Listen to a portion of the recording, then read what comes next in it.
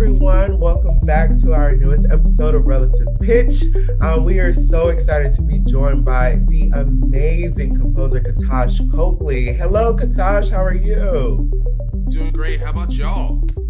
Good. Oh, we are Living hanging in life. there. Living life. I guess day by day, as I feel like we've been doing for the past 2 years in a pandemic, but not a pandemic type of thing. So Mhm.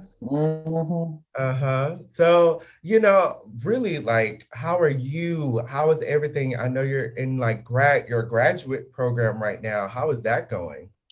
It's going great. Yeah, Austin. I'm at UT Austin, and it's just every day something new. Mm. Like it's just new sounds from where I was originally. Like my program didn't have strings, and so now all of a sudden I'm hearing all the string works, percussion works that are just out there, and it's just a lot of things. And luckily that just like enhances my color palette, and also working with Professor Thomas and having Mm. um that mentorship to just enrich my compositions. It honestly was the best decision that I think I've done for me in composition, and I don't regret it. Wow. So, can you tell us a little bit about your background, how you got there, what really kind of inspired you to be in music? Yeah, so I think the beginning of my inspiration or my road to music started in, I want to say, around ninth grade. And yeah, and it's literally a story about just me.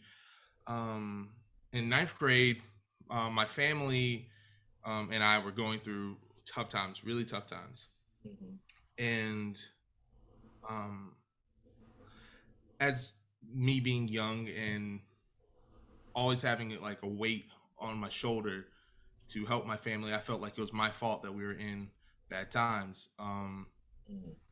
Because I wanted to stay at the same school that I wanted to be at, which meant more money for them, and it just got really bad for us to the point of um, dealing with homelessness and just poverty. For me, that brought me down a lot mentally. I started going through depression at a very young age, and around my sophomore year, I started shutting myself away from everyone, just pushing everyone out, and it was um, it wasn't good, and there were some very dark times with that, and I was luckily enough to get away from that because my band director during my junior year brought in the idea of chamber music, and at that time, I really didn't care what I was gonna do because I felt like there was no light at the end of the tunnel for me. Mm. But a few of my friends, we had to do it for a grade, so we're like, okay, we're a last minute group. What are we gonna do? And the last minute group was me on tenor saxophone, another tuba player, clarinet, two alto saxophones, and at the time there was no flex band pieces, so we had to do something. And I said, let me arrange something. Mhm. No, I don't know what told me to do it. I don't know what energy. I was like, I'm just gonna arrange like a Freddie Mercury Queen Bohemian Rhapsody, just like the beginning of it. And even though that wasn't my piece, I felt though I was able to release my emotions on paper.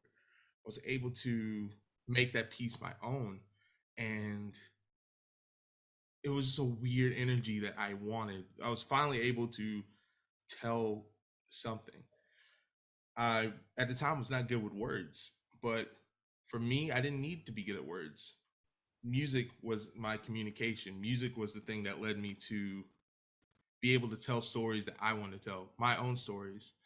And when we did the concert, it felt um it felt, I couldn't explain it. It just felt right. And that's when I knew, I was like, yeah, we're starting, like, this is it. And so with that group, we started doing things outside of the concert. We started just like rehearsing together, and I would just arrange like random songs that we thought were cool.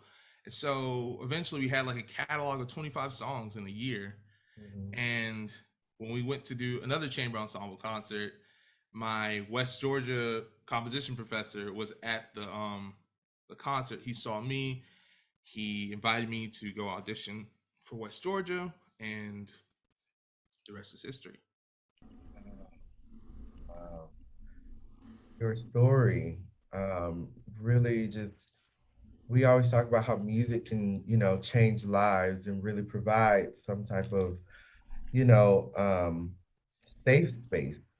And your story really just speaks on that. And I'm so glad that music became your refuge. It is so good that it did that.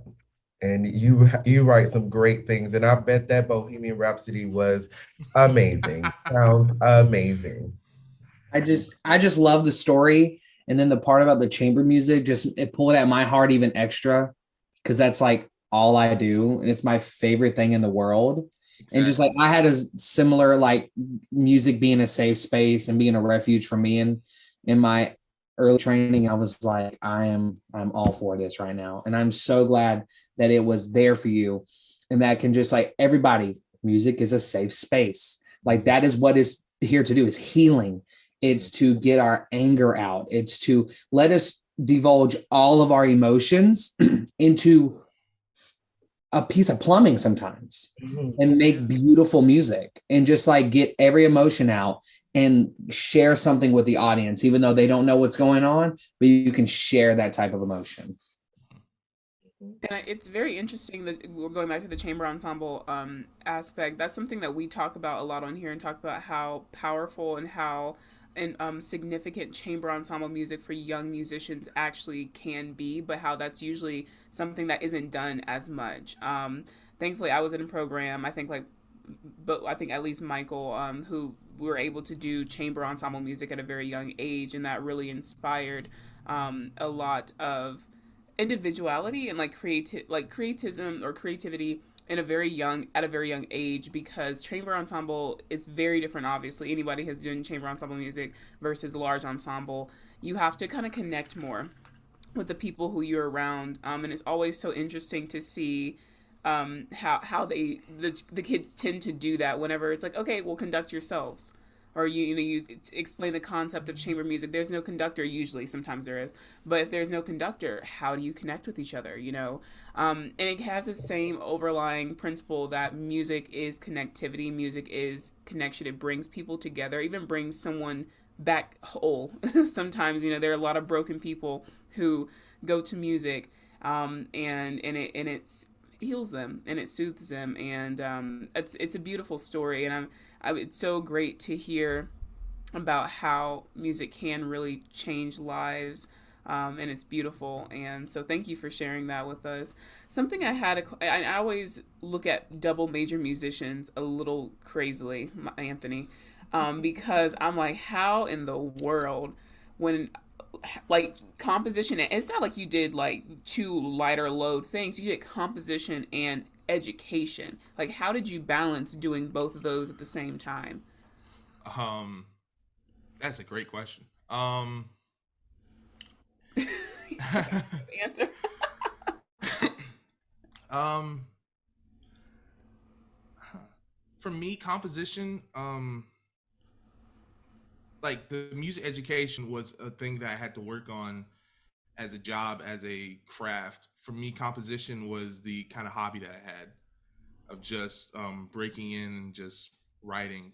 Because like back in high school with the chamber ensemble, I was able to write at a very fast pace, which meant that when I was finally able to write for my own pieces, um, I could literally write really fast and get it edited like pretty quick. So, like composition was like the thing that I went to for whenever I felt like I needed to say something or speak my mind. So really composition was like the hobby that I needed until it was time to like actually finish the degree aspect. But at that point I had already had enough stuff to do 2 whole recitals. So composition was is a part of me like that. Music education, I wanted to the reason why I went into music education was to give back the inspiration that I was given. Mm, mhm, mhm, And that's tough because like when you're in your field you want to you're hungry and you want more and more and more, but for me I wanted to give back the same inspiration that I got, because if I had not gotten that inspiration I would not be there or I would not be at school. So for me that was the drive to get through everything. It's like I'm not doing this just for me. I'm doing this for a future kid who has probably never heard of a composition or has never seen a black composer mm, or has never seen a black music educator.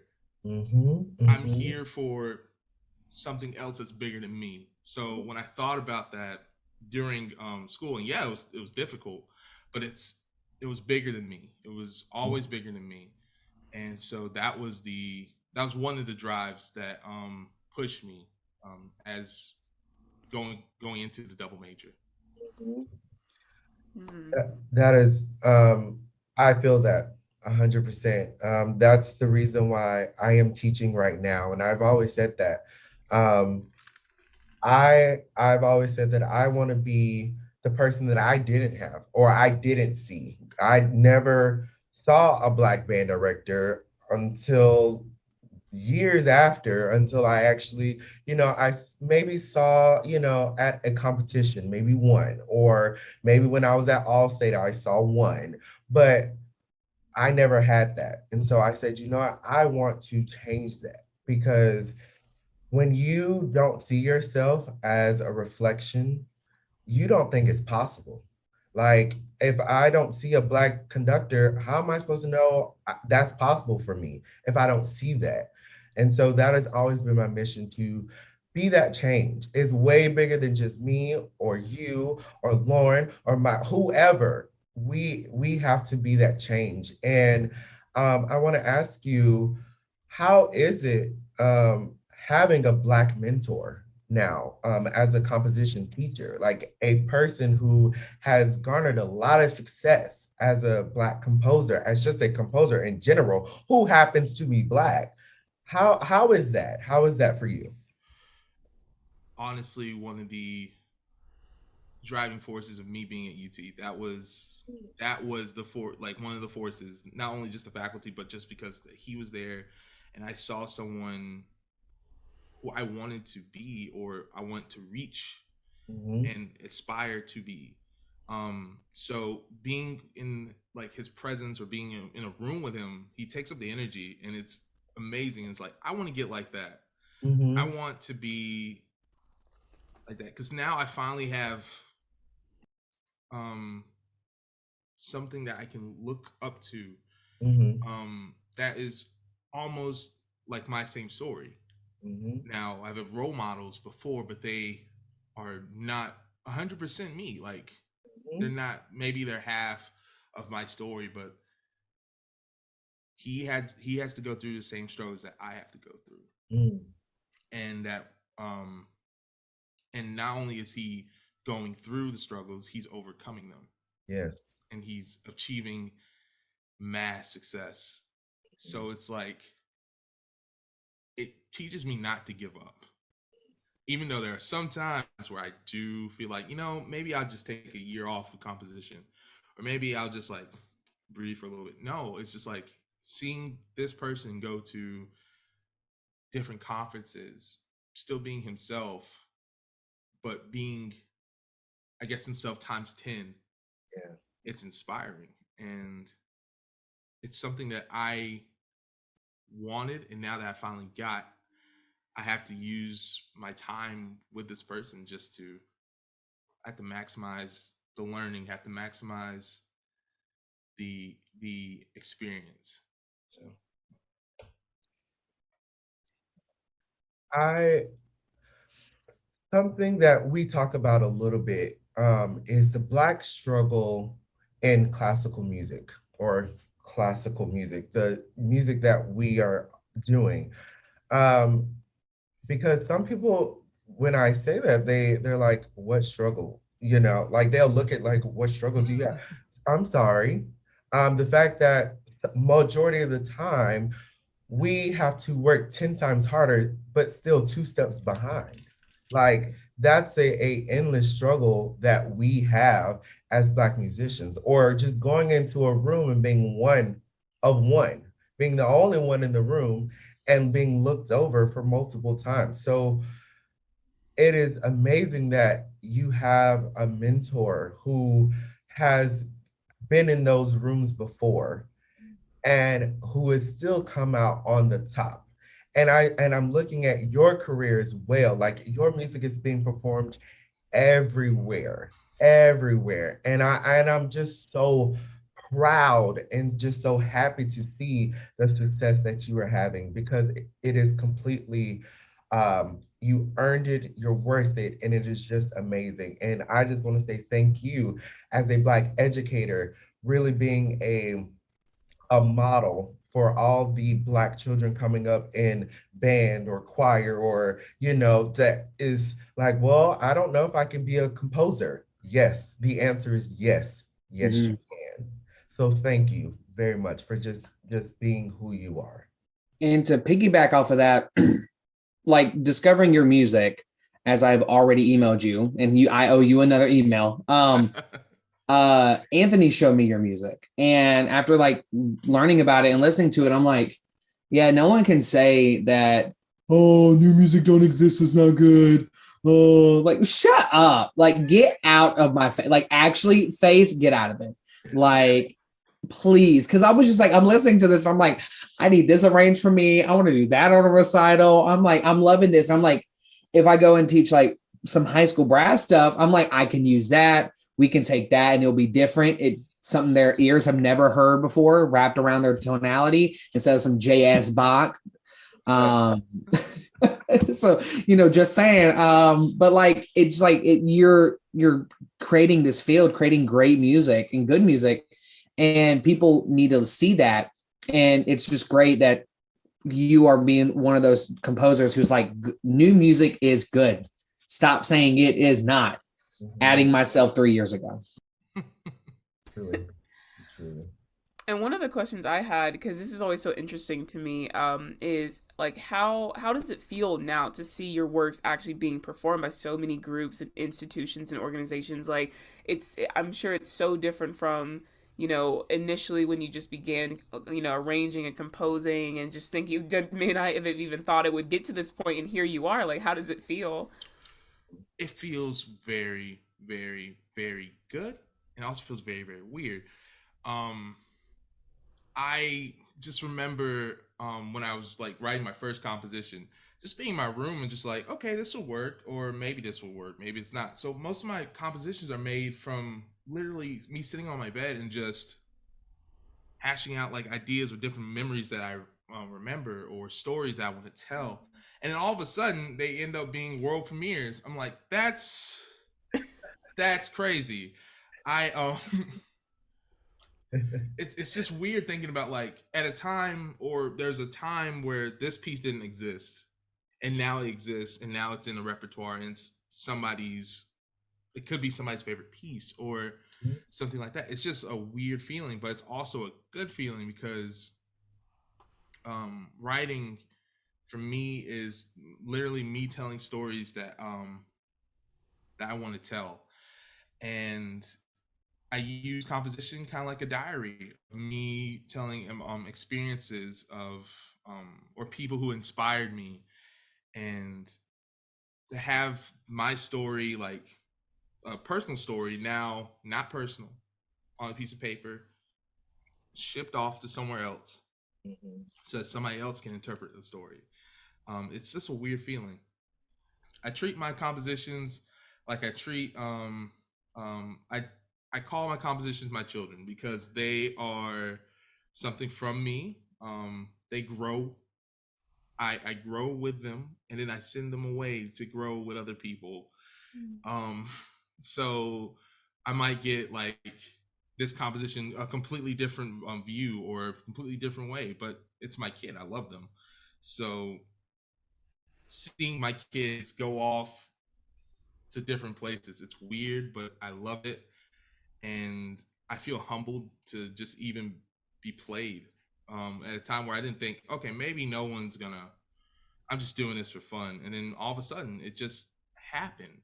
Um, there was a connection within other ensembles and other people, and I just felt like that was great. Every time I hear of something like being played, I'm like, oh wow, just the emotion is just grateful, but sometimes it's a little weird. So yeah. Yeah, absolutely. It's really cool because we have friends who are now, me and Michael are in grad school. Anthony is, we're all seeing our friends who are going out into the profession and who are getting recognized for things. And it is weird. I have like a old high school classmate who is like on a Netflix show. And like it's a very weird. And I think Mm-hmm. about it, I'm thinking like, is she keeping like her mental health straight, like with all that's going on? Because what comes with fame a lot of times comes with also like high criticism and like speculation and all, people really digging into you. And so whenever I see colleagues and friends who are getting to that point, part of me is always just kind of like keep them, Jesus, like just like just hold them, because I know how much that can be. And not only just that, but like Anthony, went back to talking about the Black struggle, and that is something we talk about a lot on here because it does affect us very heavily. And a part of that also goes into like, or a part of that goes into that is imposter syndrome, and we talk about that significantly. And like you coming from the program that you did that inspired all this creativity and everything and helped you pursue all your education, I'm just very happy that even, and the thing about it is, even if you did, have your bout with imposter syndrome, obviously you came out on the other side. Or even if it's something you're currently dealing with, like it seems as if you are still able to push through it. And I commend you, because it's something I struggle with, I still struggle with to this day, is wondering like if the spaces I'm in are meant for me, and if I'm supposed to be doing this. And I guess it always goes back to the bigger picture, right? Of thinking it's not just about me being here, but it's about the people who are going to come after me, who look like me, wanting them to have a very different experience that I have. So thank you for being one of our pioneers within composition, because we need you. We need you where you are. So Thank thank you. you. And how does it feel? Like, I'm pretty sure it's very weird that, you'll hear things like you're a pioneer for Black composers. Like, and it's funny because when we say that, it's like it's 2021 and we are still needing pioneer Black composers and this type of music. How does that feel for you? Like you said, it feels weird, but Mm. it's to be a pioneer. It's interesting because I'm like 23. I never thought that I'd be a pioneer. Um, Mm. but this whole journey has been very interesting. Sadly, even though I am 23, I do have moments of not doubt, but like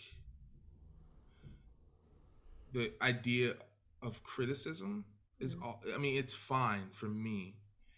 However, um, I want to be the pioneer for people to break out of this current stage of criticism that I had to deal with, and allow me to tell a story about this.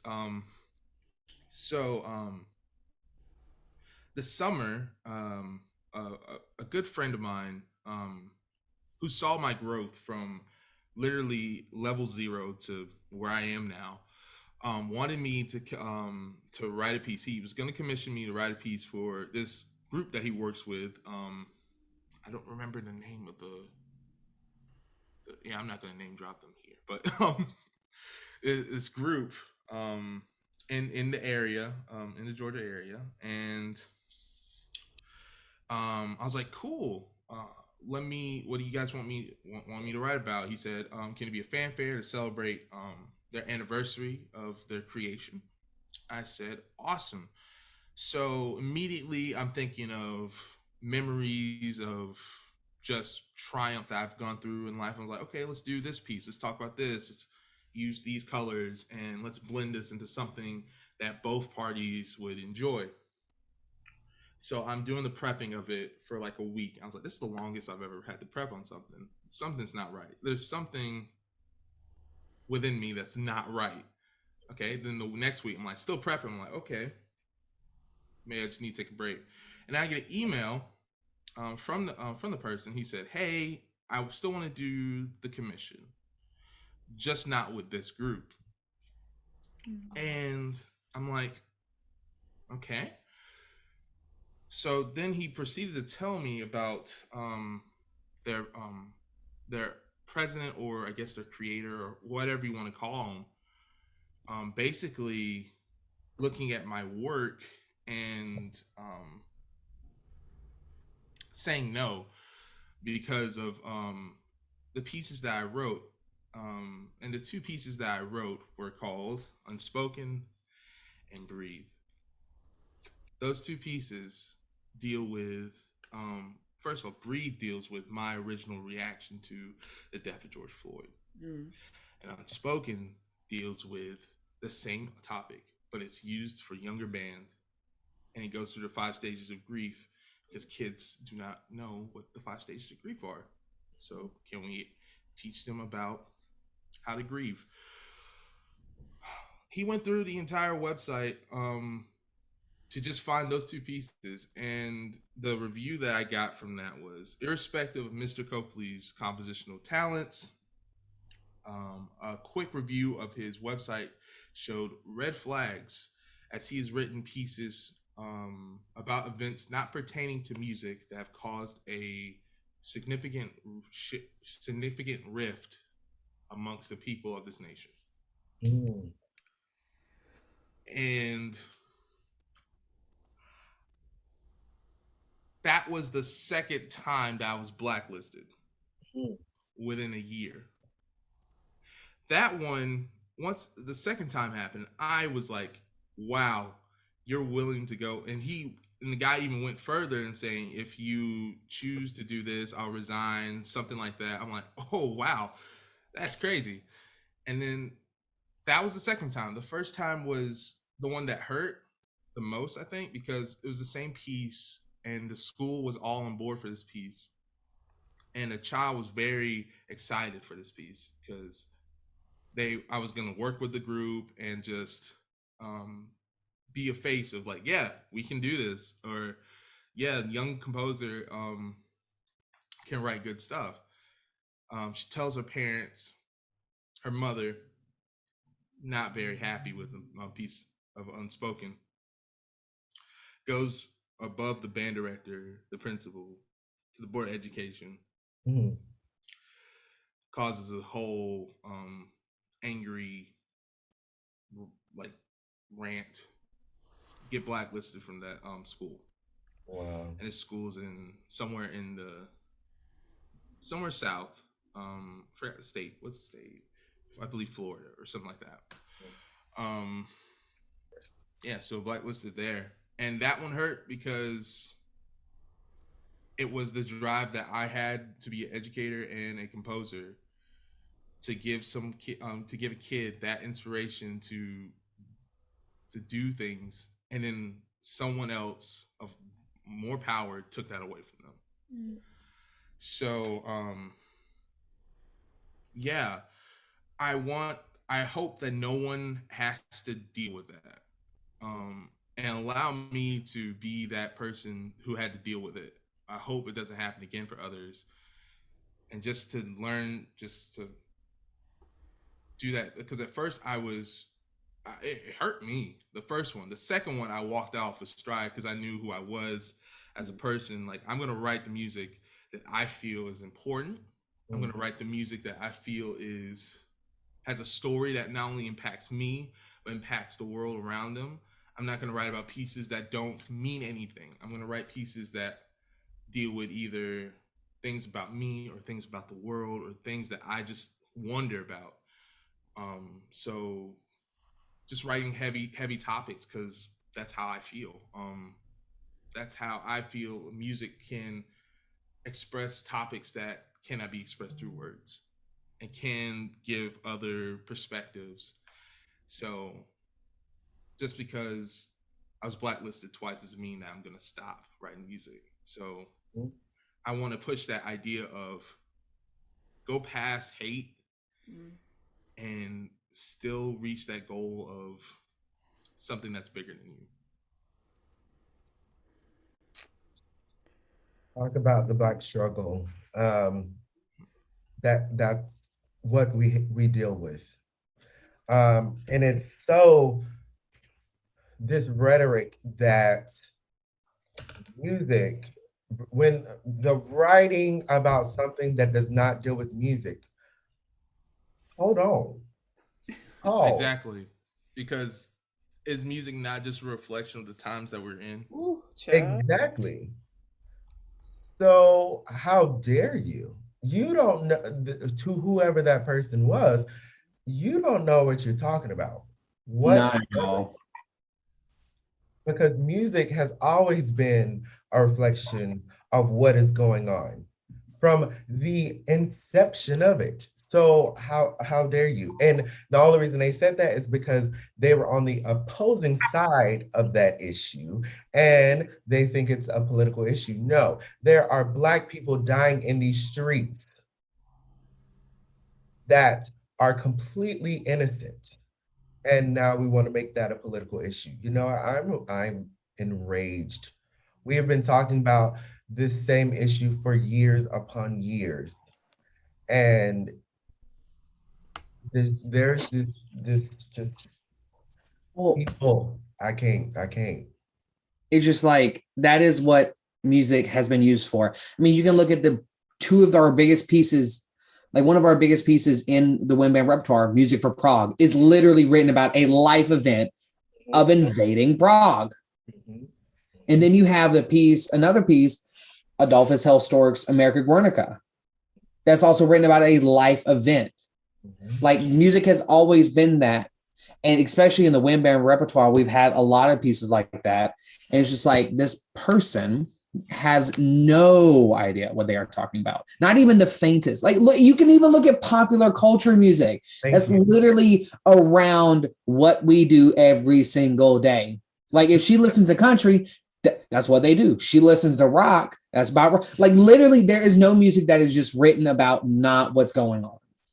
I bet It's that the same slightest. person, I bet that same person is listening to like the Beatles or something like that. And like if you listen to their actual stuff, you would understand that it was very anti-war and all this stuff going on. So I'm just, is it because it's a Black issue you Yes. have the problem with? Yes. Yes. Yes, it's always that, right? Because you can go back to Quartet for the End of Time, go back to Shostakovich Leningrad, just like go back to Beethoven 3, you know, it's supposed to be what, Napoleona, then it got changed and everything. So, like, now it's Eroica. Like, all the things, all this music that was created that we have within our repertoire now, and all the music that is being created is because of something occurring or something occurring at the time. So, whenever someone brings up the argument that music is supposed to be it's not supposed to be like heavy or it's not supposed to be this, I can't understand that perspective because that's just whenever it's just false. Like, I'm sorry, like I can't understand like dishonesty in whatever way that people have been viewing music or putting it on a very like a shelf basically, and that has become a thing with classical music a lot, is people just look at it, oh, so pretty, look, Vivaldi spring, like it's so great. Because That's not at least the music that I'm about, and not the music that I want to perform and that I want to listen to. Is music that's on a shelf and that's untouchable and that you can't tap into the energy that was going on during that time. So Mhm. it's an irrelevant and just just inaccurate viewpoint of music, and anyone who opposes music that is being written about current times is someone who is not admitting about what is currently happening in society. Mhm. That's all I gotta say about it. Mm-hmm. I I'm just, but I'm so glad that you are strong to say, I'm going to keep going. I'm going to continue to write. I am going to continue to speak on these issues because that is what's needed. It's what's needed. And let me just tell you, if they ain't gonna perform it, well, hell, I will. So they can go on about their business, but I best believe it will be performed at any moment. So Yeah, without a uh, doubt. move on. Like Yeah. whoever those people, move on. You're not hurting nobody. Go on about your business. Go on about your business. I mean, it was just like, yeah, it was just the band director was like, I'm really sorry about this. And I was like, oh, I understand. It's not your decision, it's the board's decision, and it was that female's decision to do that. Mm, But fun fact, that person does not work there anymore. So I wonder why. yeah. Mm, And then the other person is not the person who won the commission, who gave whose president gave me the fantastic review. It's so fantastic that I have a wall of bad reviews to keep myself to remind myself to keep going. Um, um, he left that group, and a lot of people left that group due to that. So Mm. well, I'm glad that the whole ensembles or the people who are in the music, the people who are within the music groups, understand the stories and understand that to just those people who said that or who said those things, to not know who I am, first of all, not even have a conversation with me, not even having a email or a bad angry email. I mean, when I was student teaching, of course I had bad emails, but as a composer you don't get that. mhm, And you to actually put anger inside like a 50-year-old person or a 60-year-old person at the age of 23, it's interesting, mhm. but yeah, we just keep going. Hmm. Keep pushing on. Keep pushing on. You know what? When we finally change the repertoire, and I'm saying it because I know it's going to happen, when we change the standards of what what is now our standard repertoire, our canon, and these people have to play this music, oh, I can't wait. I Mhm, can't wait. I know it's going to be a temper tantrum from across the world because they're playing the music that they should have been playing to begin with. mhm, And I just can't wait for that. Just not even for that, but for the people, for those the kids, the underrepresented groups that are within music, to see themselves reflected more within the music they play within the ensembles they are in. That is such a powerful thing, and its representation and visibility is major. It's major because, yeah, if you are affirmed every day that the spaces you're in, you're supposed to be there, you're way more likely to stay in it, right? That's why there are certain people who are make up way more of the population of our field than others. And we're sticking it through, and it's hard. It's a hard life, but having mentors who we have seen who are way older than us, who have gone through it at worse times than we did, because right, they're older, they went through it at very different point. Seeing them, seeing how they survived, seeing where they are now, that's an inspiration enough, I think, to myself, I know for sure, to keep going and keep pushing so that the next generation after us are not having, they're going to be having these conversations. It's not going to go away. Obviously, we have seen the history of this country and this universe and this world. It's not going to go away like that, but we can make it better. Um, and you are a part of that conversation, as we will keep repeating, and as people know from your work and everything you do, is that you are a huge part of that conversation now. And so we thank you because you're doing the work that inspires us to keep doing and doing the things that we do. So we just I thank you, and we just wish you the best on your journey and everything that we know. You're so young, so am I, but it's fine. Like, you have, that means you have so much ahead of you, and I'm just excited to see, like, in God knows, oh God, 10 years from now, what in the world will our field look like? mhm, mhm. Yeah, I agree with every single thing. It's just so amazing to see you just succeeding in this field where not all the time we are respected. We are, looked at as equals. And just to see that you are still knocking down all those walls and just doing great things is just amazing to see. And one thing before we end that I just want to read to the people, and it's on your website, but when I read this, I was like, oh my gosh, yes. You said, music for me has always been this impactful thing in my life. It can soothe, it can enrage, it can quiet, and it can invoke emotions that are beyond me and this world we live in.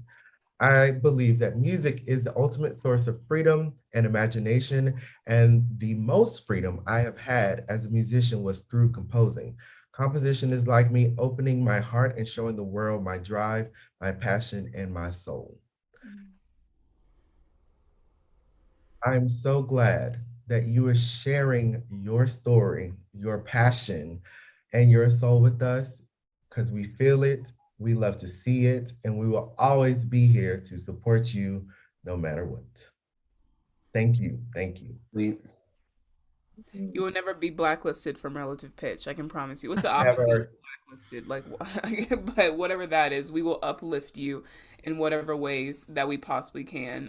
And so, thank you so much. You guys, please go check out his music. It's amazing, amazing, amazing works. So much amazing things to look out for. Look at all the amazing things he's doing, going out Mhm. for. And we hope you have a great year at UT Austin. Yes, yes, Tell Thank us you. yes. all of our relative pitch friends who are over there. And audience, hope you enjoyed. And we'll see y'all next week. See ya. Bye. Bye-bye.